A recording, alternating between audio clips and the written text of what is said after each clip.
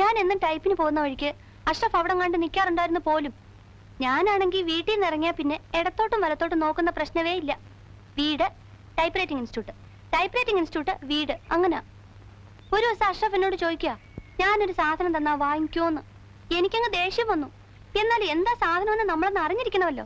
അത് ആ നോക്കുമ്പോഴെന്താ ഒരു കത്ത്. കരണക്കുറ്റി നോക്കി ഒന്ന് പൊട്ടിക്കാൻ ആദ്യം എനിക്ക് തോന്നിയത്. പിന്നെ ഞാൻ ആലോചിച്ചു, അത് വേണ്ട.